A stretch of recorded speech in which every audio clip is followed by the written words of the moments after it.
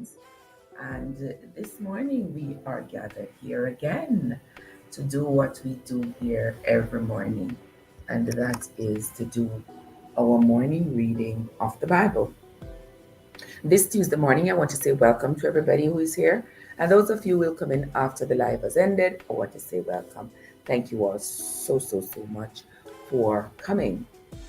I hope you all have been enjoying the reading of the Bible as much as I have been enjoying bringing it to you. Now we do not endorse any particular religion or denomination on my channel, so it is not Trev spewing Christianity or any other religion on anybody. What we are trying to do is to read the Bible for ourselves, understand the perspective from which it was written, and how it applies to our lives today, because we know that the Bible is the most influential book, that was ever compiled. That's the Bible. And so, because it is so influential on every aspect of our lives, actually, we have decided that we are going to be reading it from the beginning to the end to see if we can get a better understanding of its content. All right. And so for the last 2 years, we have been reading the Bible. We are now at the book of Isaiah. So we are moving along. We are more than halfway through the King James Version of the Bible. So I want to say thanks to those of you who started out with me. Thanks to those of you who have joined along the way. And thanks to those of you who will come in afterwards and listen to the readings of the Bible. This morning, we are going to be reading from Isaiah chapters 44, 45, and 46. So if you have your book Bible with you, or you have the Google version of a Bible with you, come along and let us read together. Isaiah chapter 44. Okay, let me get some additional lighting here. Isaiah chapter 44 says, "Yet now hear, O Jacob my servant, and Israel, whom I have chosen." Right? Remember, we spoke about that. The Bible talks about that. The Bible, as it is written from the perspective of the Jews, the descendants of Jacob. The Bible is written from their perspective. And for those of us who have read the Bible, we will see that the God that is being spoken of in the Bible is the God of Israel. Nobody else is being mentioned. If you are not a descendant of Jacob, you are not included in the laws and the precepts and the commandments that have been set forth in the Bible so far. And over again, that is mentioned in the Bible, the God of Israel. But we know that there were other people on the earth, but the Bible's perspective is from the perspective of the Jews. We have not heard the side of the story from the other people. Oh, Mishibu is here. How are you doing, my love? Good to see you. I think I saw you yesterday at the Zoom. I think that was an old video, like a year-old video or 2-year-old video or something like that at the Zoom. But good to see you, my love. I know it is evening for you. It is evening for you. Thank you so much for coming, my love. Yes, as I was saying, we have not heard the quote unquote other side of the story, because all we have read about is the Jews' perspective. We haven't heard what the Syrians thought about the Jews at the time and the events that were occurring. We haven't heard about what was happening in their lives.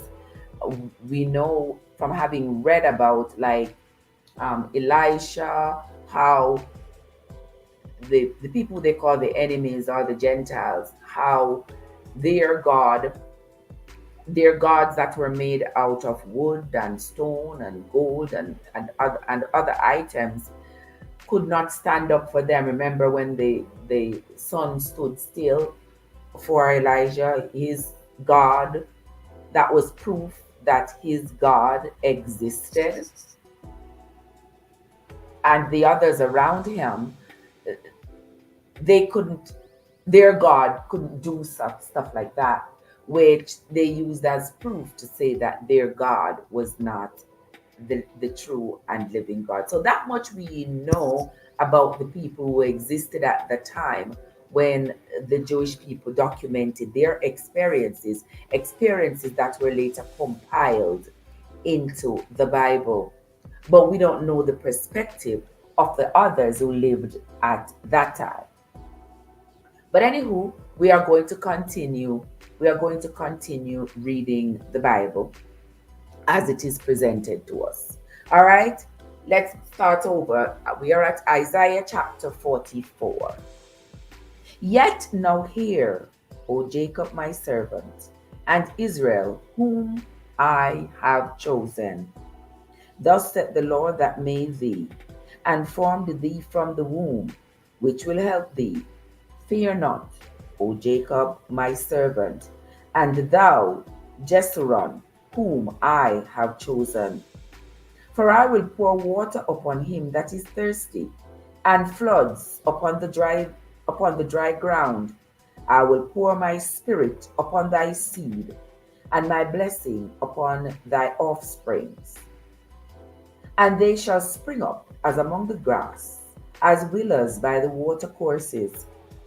One shall say, I am the Lord's, and another shall call himself by the name of Jacob, and another shall subscribe with his hand unto the Lord, and surname himself by the name of Israel. Thus said the Lord, the King of Israel, and his Redeemer, the Lord of hosts: I am the first, and I am the last, and beside me there is no God. Kad is here. Good morning, Kad. How are you doing, my love? Good to see you. And who, as I shall call, and shall declare it, and see it in order for me, since I appointed the ancient people, and the things that are coming, and shall come, let them show unto them. Fear ye not, neither be afraid. Have not I told thee from that time, and have declared it? Ye are even my witnesses. Is there a God beside me? Yea, there is no God. I know not any. They that make a graven image are all of them vanity, and their delectable things shall not profit. And they are their own witnesses. They see not, not they see not, nor know, that they may be ashamed. Who hath formed a god, or molten a graven image that is profitable for nothing? Behold, all his fellows shall be ashamed, and the workmen, they are of men. Let them all be gathered together. Let them stand up, yet they shall fear, and they shall be ashamed together. The smith with the tongs both worketh in the coals, and fashions it with hammers, and works it with the strength of his arms. Yea, he is hungry, and his strength fails. He drinks no water, and is faint. Verse 13 says, the carpenter stretches out his rule. He marks it out with a line. He fitteth it with planes, and he marks it out with the compass, and makes it after the figure of a man, according to the beauty of a man. that it may remain in the house. He hews him down cedars, and takes the cypress and the oak, which he strengthened for himself among the trees of the forest. He plants an ash, and the rain doth nourish it. Then shall it be for the man to burn, for he will take thereof, and warm himself. Yea, he kindleth it, and bakes bread. Yea, he makes a god, and worships it. He makes it a graven image, and falls down to it. He burns part thereof in the fire, which part thereof he eats flesh. He roasts, and is satisfied.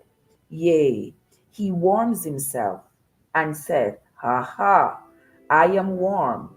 I have seen the fire. And the residue thereof he makes a god, even his graven image.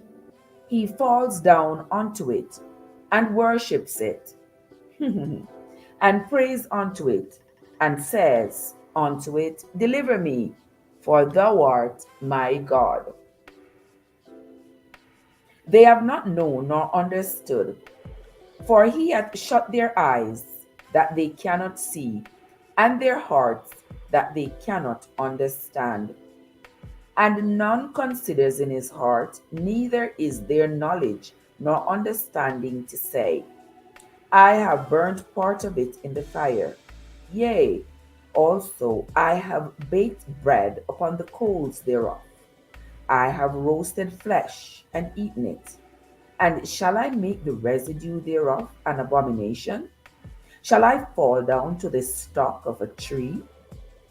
He feeds on ashes.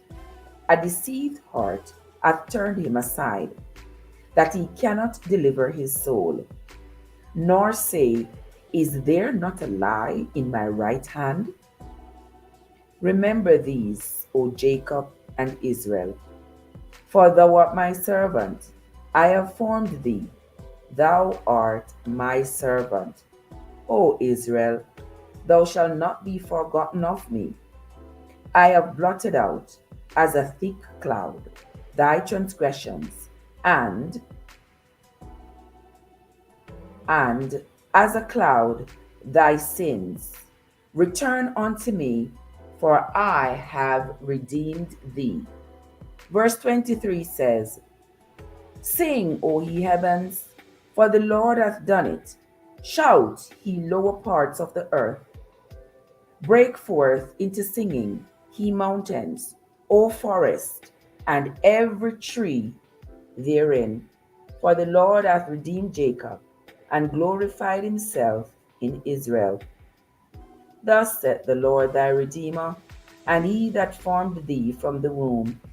I am the Lord that makes all things, that stretch forth the heavens alone, that spreads abroad the earth by myself, that frustrates the tokens of the liars, and makes diviners mad, that turns wise men backward, and makes their knowledge foolish, that confirms the word of his servant, and perform the counsel of his messengers, that said to Jerusalem, Thou shalt be inhabited, and to the cities of Judah, He shall be built, and I will raise up the decayed places thereof. That saith to the deep, Be dry, and I will dry up thy rivers. Verse 28, and this is the last verse of chapter 44 of the book of Isaiah. That saith of Cyrus, He is my shepherd, and shall perform all my pleasure, even saying to Jerusalem, Thou shalt be built, and to the temple thy foundation shall be laid. Well, here in the book of Isaiah, The Lord is speaking of the prospects of Jerusalem being rebuilt. He's saying to the people, He is the God who is able to do all these things. He's the one who has stretched the heavens all over the earth to cover the entire earth. He's the one who can dry up the river. Compare me to those people who cuts down a cedar tree, gets a carpenter to saw the wood and shape the wood into a man and sand it down and put it at a spot, and the people come and they pray to it and they ask it to work miracles. It can't do any of that thing. Eventually, it is like a piece of the wood from the cedar tree that they put in the fire to roast their meat, and it turns into ashes. It is like nothing. It cannot be compared to me. And we know that that is true. He says it cannot be compared to me, because I can dry up rivers. I can make the parched ground. I can send rain to moisten the ground. I can make waters flow where none ever flowed before. I can cause stuff to happen in the deeps of the ocean that these molten images that man has made and has called their God is not able to do. And before I go, one last thing I want to tell you all, that Jerusalem shall be rebuilt.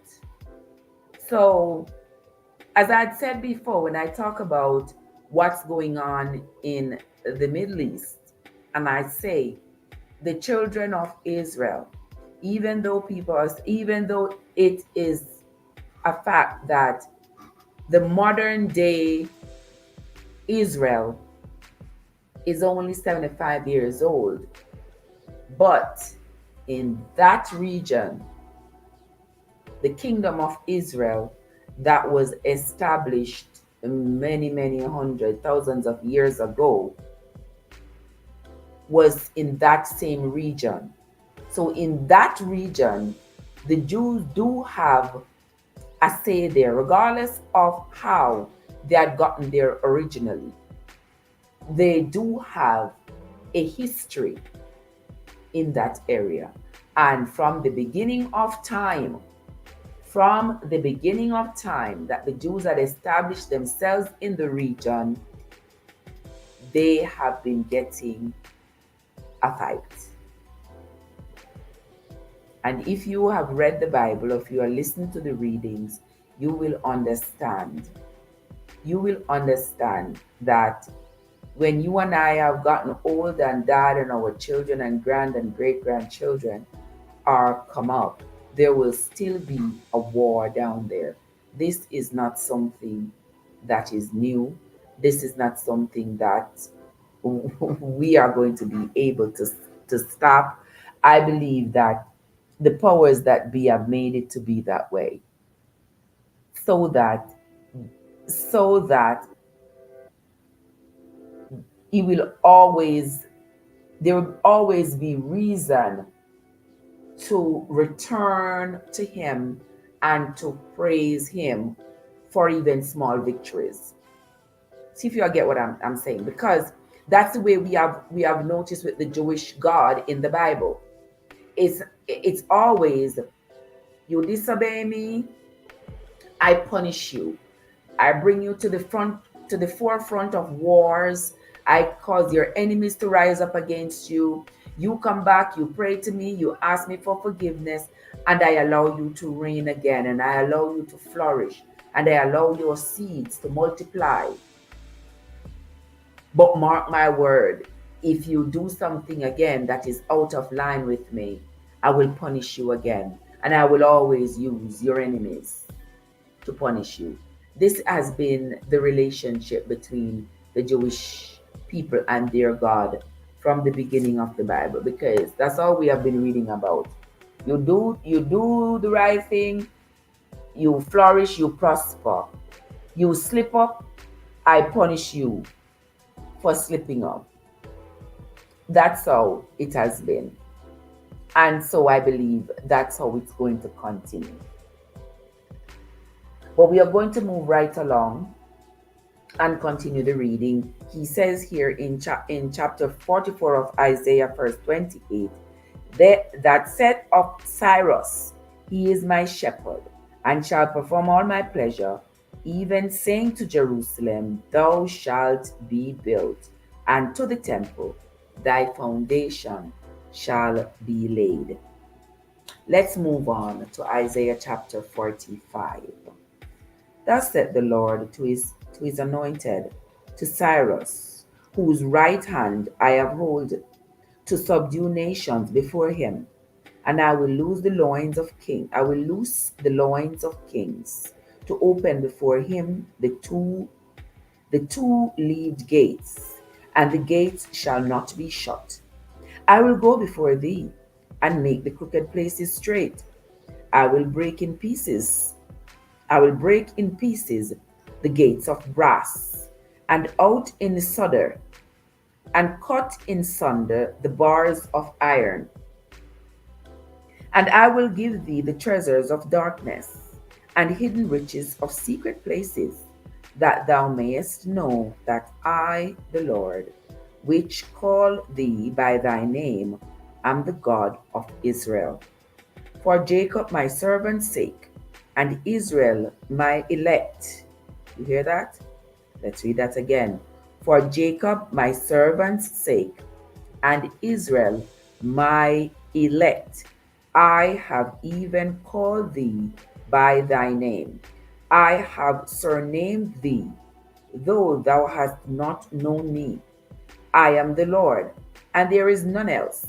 There is no God beside me. I girded thee, though thou hast not known me, that they may know from the rising of the sun and from the west that there is none beside me. I am the Lord, and there is none else. I form the light and create darkness. I make peace and create evil. I, the Lord, do all these things. Drop down, ye heavens, from above, and let the skies pour down righteousness. Let the earth open, and let them bring forth salvation, and let righteousness spring up together. I, the Lord, have created it. Woe unto him that strives with his maker. Let the potsherd strive with the potsherds of the earth. Shall the clay say to him that fashions it, what makest thou? Or thy work? He hath no hands. Woe unto him that saith unto his father, what begettest thou? Or to the woman, what hast thou brought forth?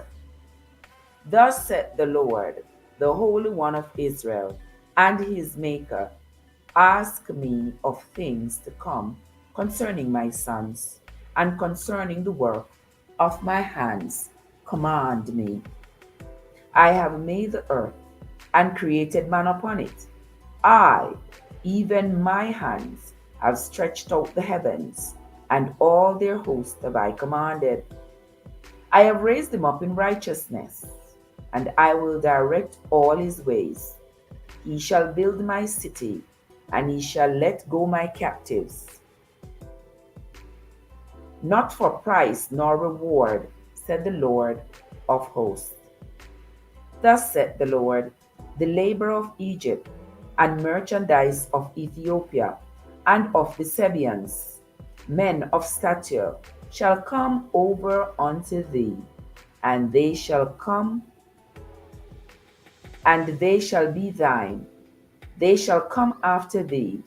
In chains they shall come over, and they shall fall down unto thee.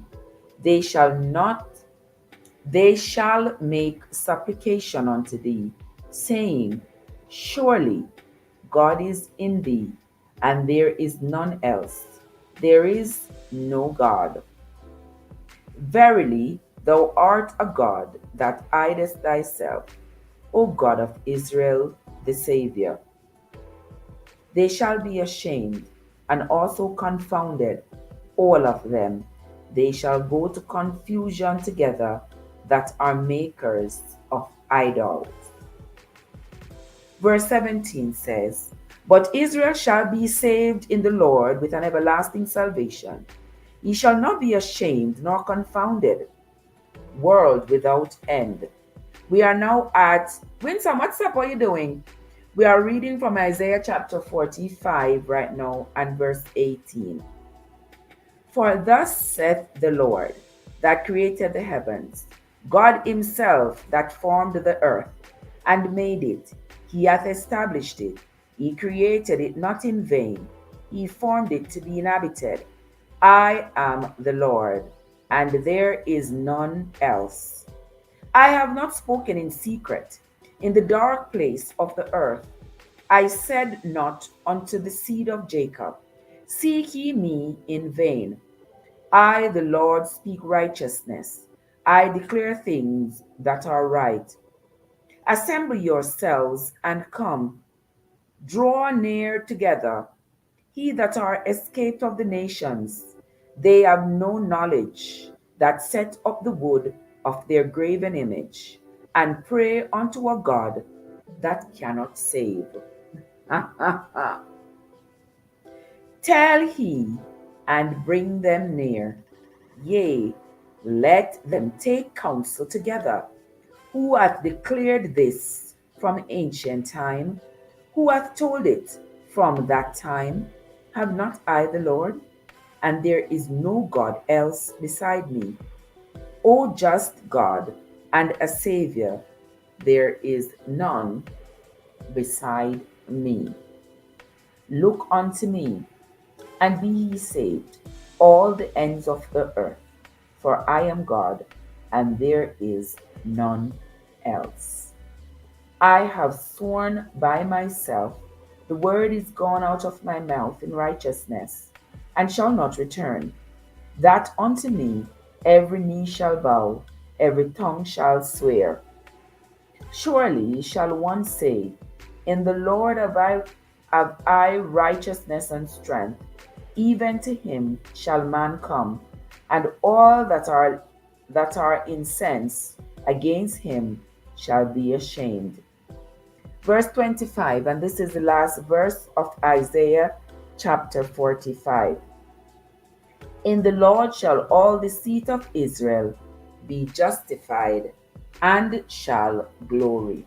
Here ends the reading of Isaiah chapter 45. Sister Winsome, how are you doing this blessed Tuesday morning? Good to see you. Welcome, welcome. Thank you so much for stopping by, my darling Winsome. I hope you're having a great morning so far. I think it's what now? Minutes to 8 for you. Let us continue. We are going to be moving on to Isaiah chapter 46. Let's move on. Isaiah chapter 46. And this is the last chapter for this morning's reading. Bel bowed down. Bel bows down. Nebo stoops. Their idols were upon the beasts and upon the cattle. Your carriages were heavy loaden. They are a burden to the weary beast. They stoop, they bow down together. They could not deliver the burden, but themselves are gone into captivity. Hearken unto me, O house of Jacob, and all the remnants of the house of Israel, which are born by me from the belly, which are carried from the womb. And even to your old age I am he, and even to hoar hairs will I carry you. I have made and I will bear, even I will carry and will deliver you. To whom will he liken me, and make me equal, and compare me, that we may be alike? Thy lavish gold out of the bag, and thy weight silver in the balance. and hire a goldsmith, and he makes it a god. They fall down, yea, they worship. They bear him upon the shoulder, they carry him, and set him in his place, and he stands. From his place shall he not remove. Yea, one shall cry unto him, yet can he not answer, nor save him out of his trouble. So here, the Lord is talking about the people who are aside from the children of Israel, their gods that they have made out of gold and silver and wood. They say they shall carry it on their shoulder. They're going to put their God in one place. He cannot be moved unless they move him. He cannot answer to their prayers, even though they're going to kneel down and pray to him. He's not going to be able to save them from trouble, no matter how much they beg him, because he's not real. But we're going to continue reading. Isaiah chapter 46 and verse 8 says, "Remember this, and shew yourselves men. Bring it again to mind, O ye transgressors. Remember the former things of old, for I am God, and there is none else. I am God, and there is none like me. Declare the end from the beginning, and from ancient times the things that are not yet done, saying, My counsel shall stand, and I will do all my pleasure, calling a ravenous bird from the east, the man that exhorteth my counsel from a far country. Yea, I have spoken it. I will also bring it to pass. I have purposed it. I will also do it. Hearken unto me, he hearken unto me, he stout hearted, that are far from righteousness." Verse 13, and this is the last verse of chapter 46 and the last verse of our reading for this morning. "I bring near my righteousness, it shall not be far off, and my salvation shall not tarry, and I will place salvation in Zion for Israel, my glory." Here ends the reading of Isaiah chapter 46. And this brings us to the end of the reading for this morning. Once again, I want to say thanks to those of you who have come into the Bible reading, those of you who come to the Bible reading religiously. I hope you have been following and making your notes, so that whenever you have to get into a conversation pertaining to the content of the Bible, you will be able to have an informed conversation where you will be able to quote from your Bible, and you will also be able to get context for whatever topic it is that you are being confronted with. Because we have already declared, we know the Bible, you cannot just grab the book and read one verse or one chapter and claim that you know what that verse is about.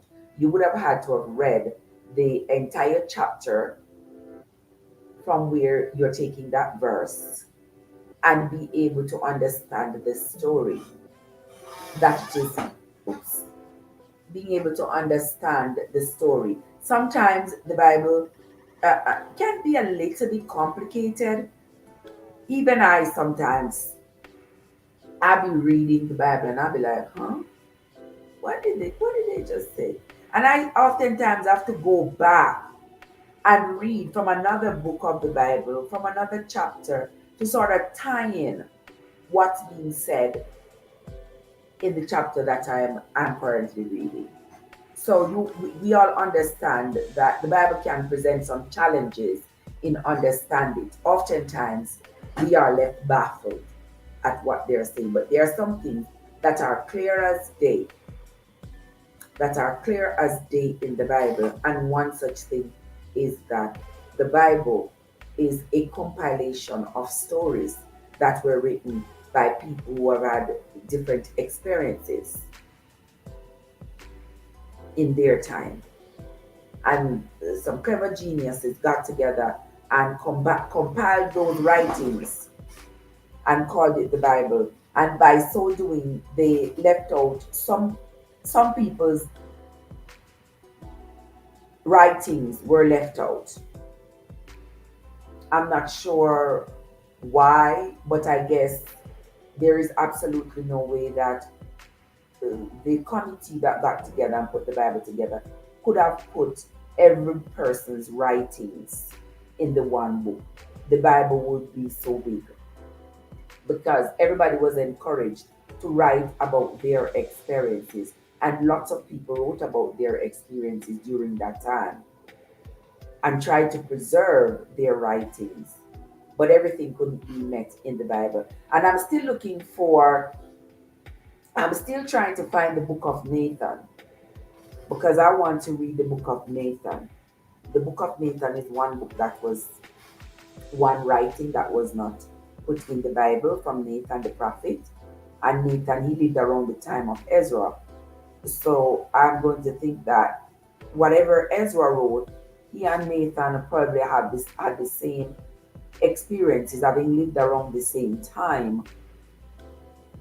Their recollection of what happened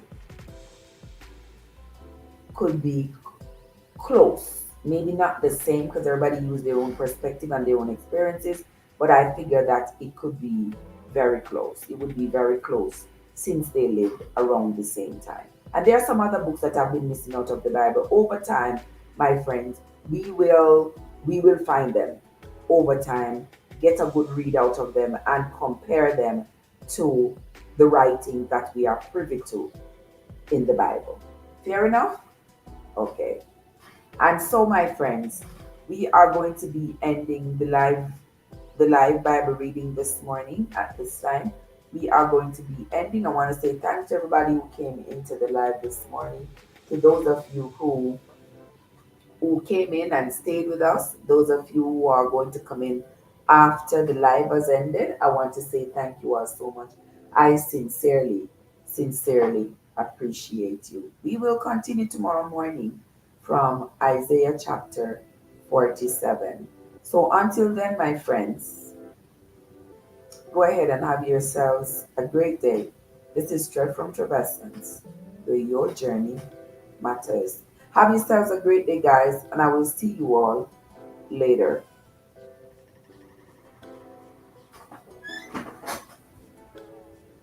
Man, this chair just keeps